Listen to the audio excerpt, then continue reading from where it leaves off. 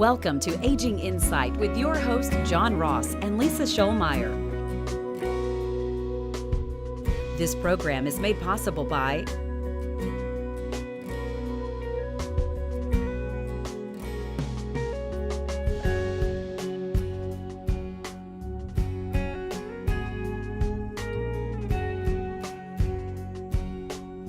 Welcome to Aging Insight. I'm your host, John Ross, here with my co-host, Lisa Scholmeyer, and you're watching the best program in the Arklatex for learning about how to navigate through the senior years. As elder law attorneys, we try to deal with the biggest concerns that we see people have. They want to maintain their independence, they want to avoid institutionalized care, and they want to protect and preserve those very needed resources so that they can have quality of life throughout their remaining years. And we know that that is possible. We also know that you can mess that up if you don't have the right knowledge along the way. So we bring you this program every week in order to give you that information and be able to explain some of the things that are out there that maybe you need to look out for. And during that, we talk about lots of different things, some of them fun, some of them scary, and that's kind of where we're going with it a little bit today. Yeah. Well, you know, John, I like how you said that we bring this program so that, you know, one of the fears that people have is that they want to make sure their resources, their assets, their money last as long as they do. And one of the things I would like to talk about today is, you know, what are your options? You know, what if someone in your family or in your community or just a complete stranger somehow manages to get to your assets, drain out your bank accounts, charge up your credit cards, get loans in your name? What action can you take after the fact to deal with that situation? And the reality is that financial abuse of seniors is a very prevalent problem. By last statistics, seniors have been taken for $2.9 billion, that's with a B, in assets in, I think the study went back to 2011. And the really frightening part of that statistic is that 80% of the perpetrators who have defrauded seniors are typically family members. Could be a spouse, could be an adult child, grandchildren, other relatives. But when you look at the law enforcement reporting statistics, 80% of those who defraud seniors or misappropriate their assets are actually family members. So, John, that's a big problem. It is a big problem, and it's something that we have certainly seen in our own practice many times, unfortunately. And you shouldn't just be able to look around and say, oh, well, nobody in my bunch would do that. You may have somebody in your family that you think is that kind of person, but you may not ever suspect who these people are. It's not uncommon for you to look around at your family today and say, oh, this group of people would never do that. Sure. But over time, family circumstances change. Somebody might have a financial hardship that causes them to become desperate, change in their circumstances. There could be some souring of a relationship in any number of things that can lead to what ultimately ends up as criminal actions. And again, oftentimes, most of the time, by the person sitting right there next to you. That's right. And one of the things that we see the most frequently is an abuse of a financial power of attorney. And if you've watched our program, you know that a financial power of attorney is a voluntary sharing of your authority to conduct your own business with an agent or someone that you have chosen. And John, that financial power of attorney, we're going to talk about the abuse of it in a moment, But, we've always talked about that that's an important document. It is. In fact, you could make a pretty good argument that the financial power of attorney is the most important estate planning document you'll ever sign. This is what is going to allow somebody to manage your financial affairs, your business affairs, especially during a period where you are incapacitated. And you are very likely to become incapacitated at some point in time in your life. And during that period, bills still have to get paid, money is still received, and these things have to be managed.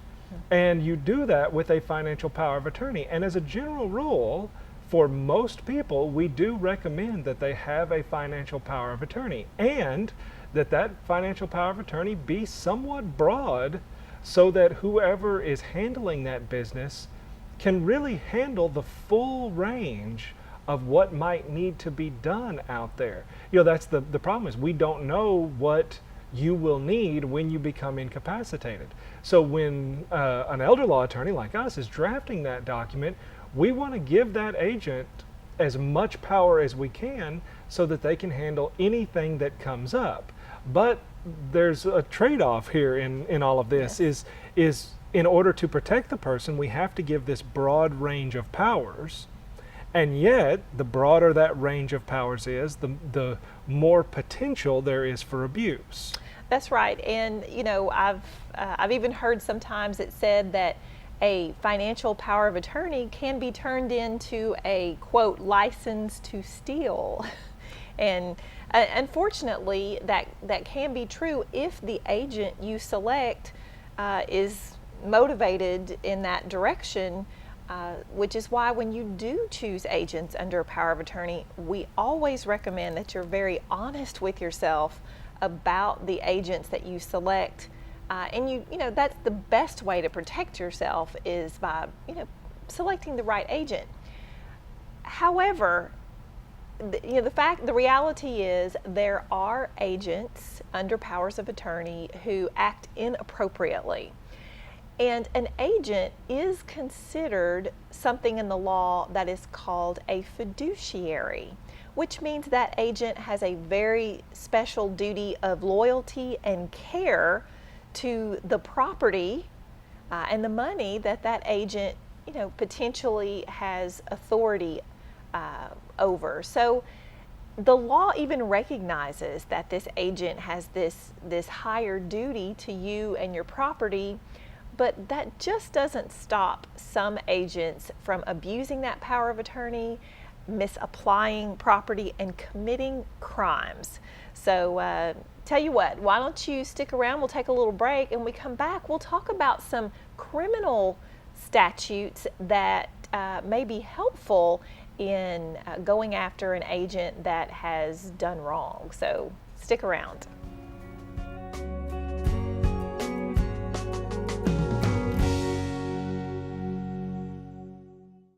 Hi there, I'm Larry Sims. It's been my privilege for the past several years to be a volunteer board member of Hospice of Texarkana, and there I'm able to represent community members like you. We continually customize our end-of-life care to better meet the needs of our community. As an example, our medical director and nurse practitioner still make visits to homes and facilities. Call today to learn more about the help we can give your family. Hospice of Texarkana, the nonprofit hospice established in 1985 for the community, by the community. The Wadley Senior Clinic has been such a blessing for our family. Because they specialize in geriatric care, they take the time to really focus on Dad's needs. Their exam rooms are specially designed for seniors, and they offer lab and x-ray on site. With monthly educational programs on health and wellness of the mind and body, our healthcare questions get answered. Best of all, they accept Dad's Medicare benefits. See what the Wadley Senior Clinic can do for you. Wadley Senior Clinic, where healthy relationships begin.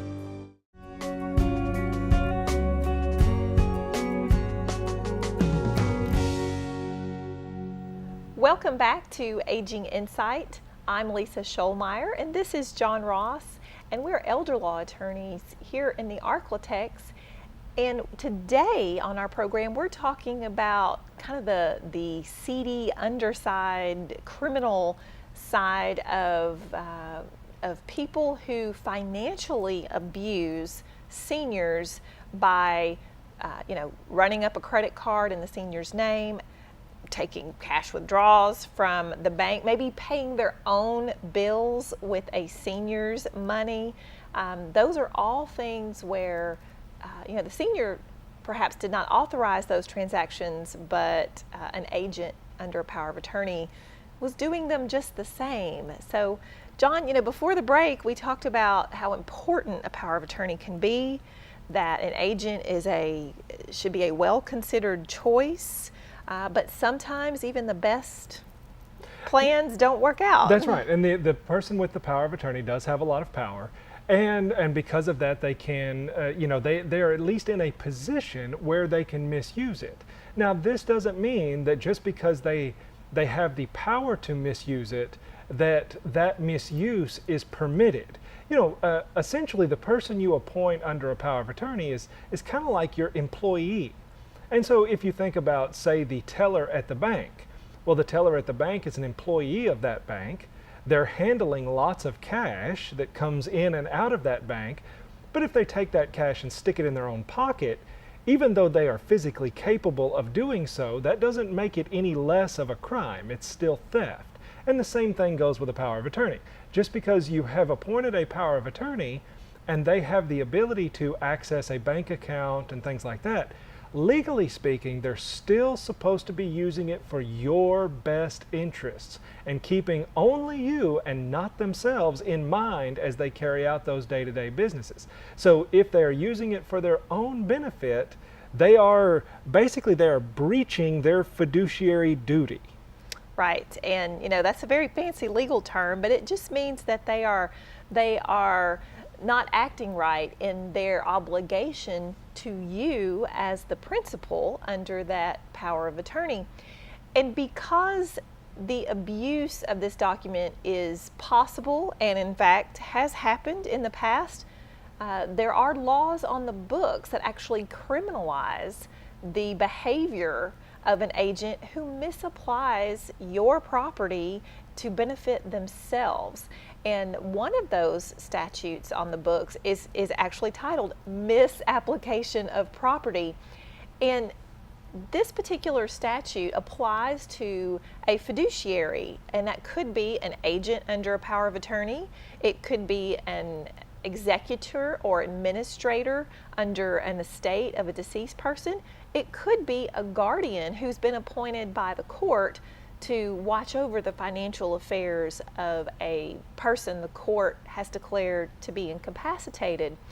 But what it all comes down to is the criminal law says if that person serving as a fiduciary takes the property and misapplies it for their own benefit, and they knowingly did so, that is in fact a crime and is subject to prosecution, an indictment, and prosecution by the state, which could potentially carry jail time for that fiduciary if the state is able to prove beyond a reasonable doubt that the fiduciary in fact misapplied the property.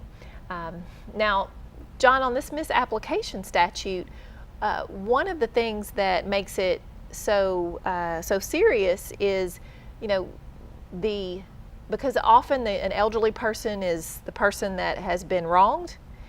The law provides that we can enhance this charge against the perpetrator, I guess we'll call them, the person who misused the property. We can actually step up the level of the crime from perhaps a third-degree felony to a second-degree felony, which of course, anytime you step up on the crime ladder, you're going to be subjected to serving more prison time.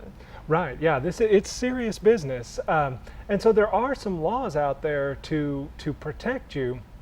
Now, one thing about this though, especially as it relates to the misapplication of property like this, is that you also want to counterbalance what your potential needs will be during your incapacity. So for example, we've talked about on the program on a previous discussion related to qualifying for Medicaid if you ever go to a nursing home.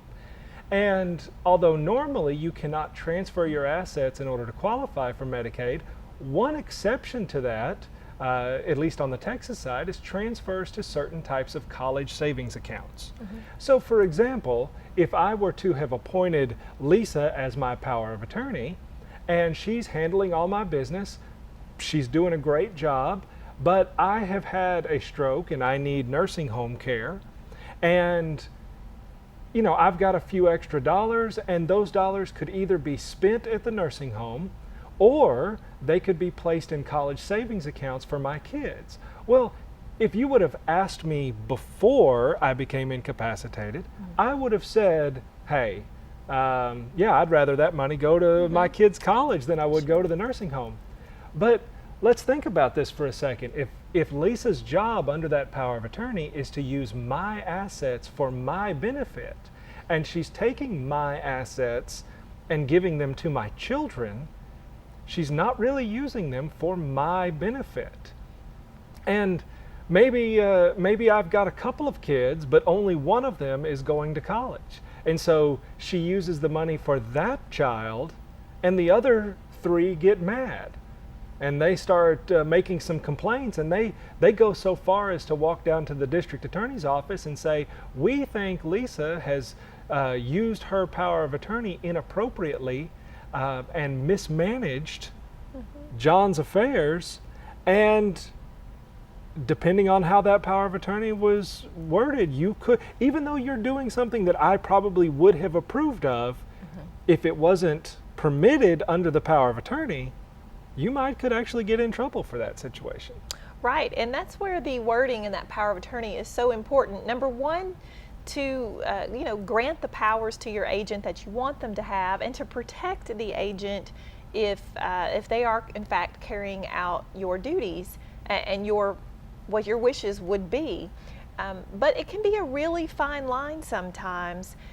So that's why, again, the actions of that agent, there always needs to be a basis for those actions, and that can be explained as appropriate for the principal and for the principal's benefit, or something that very much the principal would want. And John, I say that, but many of our criminal justice system is not very familiar with the challenges of providing for long-term care and obtaining the care necessary in your senior years if you become incapacitated.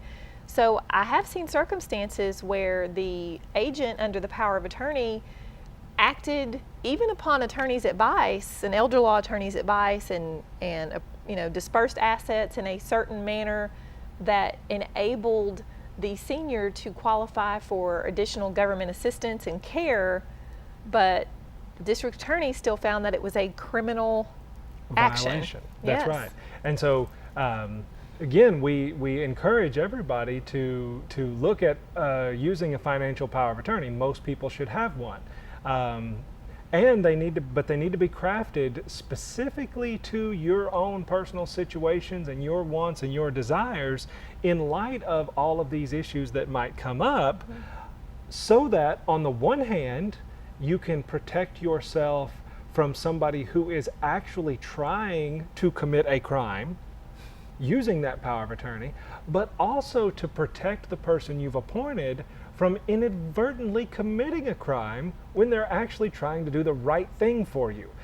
So this is, so often people think of these things as just simple, Right. And it's really not. There's a lot more to it. Well, we're going to take another quick break and come back and talk about a few more criminal statutes related to all of this. So stick around. We'll be right back.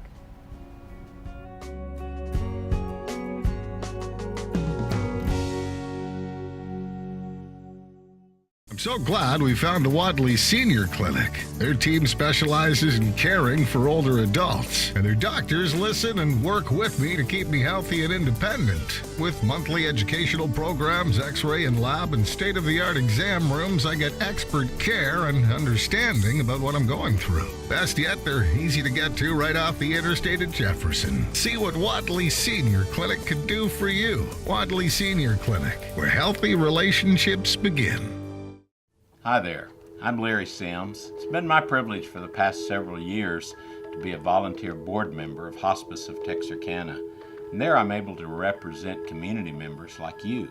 We continually customize our end-of-life care to better meet the needs of our community. As an example, our medical director and nurse practitioners still make visits to homes and facilities. Call today to learn more about the help we can give your family. Hospice of Texarkana, the nonprofit hospice established in 1985 for the community, by the community.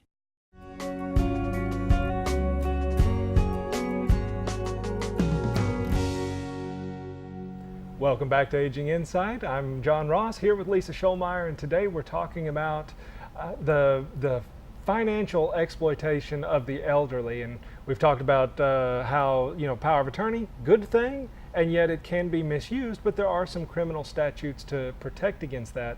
But there's also several other ways where the elderly are abused.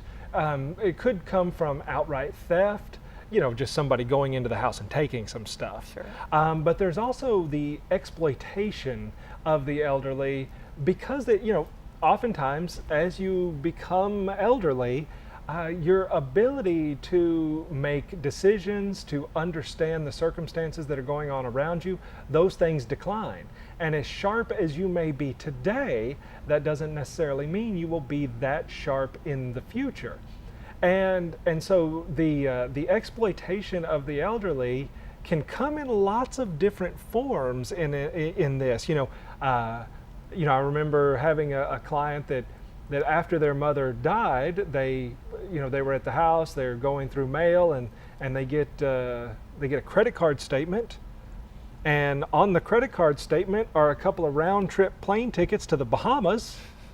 And their mother's been homebound for 5 years, hasn't left the house except to go to the hospital for 5 years, so she certainly wasn't making any trips to the Bahamas. Right, and once again, our legislatures have recognized the exploitation of people that are more vulnerable as an area that should deserve greater punishment. So we do have on the books laws that make exploitation of an elderly person, a child, or a disabled person, once again, that exploitation of any of those three, get a bump up in the seriousness of the crime that is charged. And just for your knowledge, the state of Texas considers you in the category of elderly person for this exploitation statute if you are age 65 or older. So if you have a Medicare card, then this additional grave criminal statute could apply to any crime that you may be a victim of. Right, and again, this can come in lots of different forms. Where somebody takes advantage of their limited understanding. Right. There's actually a statute on the books that is called theft by diminished capacity, and if a grandchild comes in and does this song and dance story about, and ultimately it's just a request for money, but the senior has a diminished capacity and would not have given the money or paid for the items, when they were at their higher and best mental health and mental sharpness, then ultimately, if a grandchild comes in and does that, that could be a theft by diminished capacity. Yeah, you can think about, for example, a person with Alzheimer's who, especially during the middle stages where they are on the one hand aware of their Alzheimer's and the fact that they forget stuff, but not so far into it that it's become incapacitating. Mm-hmm. And so, if you were a bad person out there, you could walk in and tell that person, hey, remember that $50 I gave you last week? You were going to get that back to me. I was just going to see if you could go ahead and give it to me now. Unfortunately, that person can't remember whether or not they gave it to you at all. Right. Yeah. And so the perpetrator is playing on that diminished capacity by coming up with these sort of ruses. Mm-hmm. Well, and what a lot of people don't realize is it doesn't take very much property theft and value to subject a person to jail time. Even theft of just $1,500 or more, some part of the punishment could be up to 2 years in the state jail. Now, we say all that as far as these criminal statutes, and yes, they're on the books, but let's get real for a moment about this. If 80% of the perpetrators who financially abuse and take advantage of seniors are family members, for the most part, a senior is unwilling to assist the prosecution in actually actually charging that family member with a crime, making that person potentially have a criminal history, and of course even subjecting that person to jail. So probably if you're wondering how come you don't see more in the papers about the criminal financial abuse of seniors, is because the vast majority of perpetrators are family members and seniors just don't want to prosecute. Yep, it's unfortunate. But the laws are out there, so if you're another family member or a friend or somebody, there are some resources out there, and if you push hard enough, they will prosecute these sort of things. So they're out there. Well, once again, you've reached the end of another episode of Aging Insight. Hope you got a little information out of it. If you didn't get all the information you wanted, you can always call us live on the radio every Saturday on 98.5. That's Aging Insight Radio, where we're live on the air taking calls. You can also pick up a copy of our Aging Insight magazine at your local doctor's office or around town. So lots of places to get good information. Yeah, and we look forward to having you back with us next week on another episode of Aging Insight. And Bye. We'll see you then. Bye-bye. Thank you for joining us for this week's Aging Insight program with John Ross and Lisa Scholmeyer. This program is made possible by